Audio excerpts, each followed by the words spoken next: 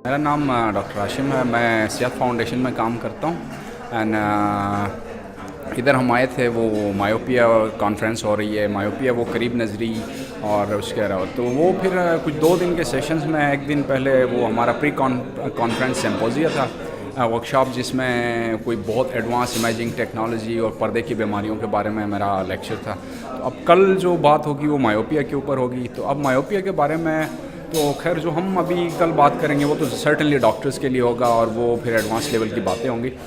लेकिन पब्लिक के लिए उसमें इंटरेस्ट की बात ये है कि मायोपिया अगर पहले आपको बहुत तेज़ी से बढ़ रहा होता था, आपकी नज़र तेज़ी से गिर रही होती थी, तो अभी हम मतलब इस लेवल पे हैं कि उसको स्लो डाउन करें और उसको रिग्रेस कर सकें। और उसके अलावा फिर दूसरी बात ये है कि अगर आप अपना स्क्रीन टाइम कम करें, गैजेट्स यूज़ कम करें और उसके अलावा आउटडोर एक्टिविटीज़ को बढ़ा लें, तो आप इससे मतलब वो जितना उसने गिरना है और जितना उसका नंबर बढ़ जाना है तो उस चीज़ आपको बेहतर हो जाएगी। तो आपने फिर अपने बच्चों का स्क्रीन टाइम और ये चीज़ें कम करनी है।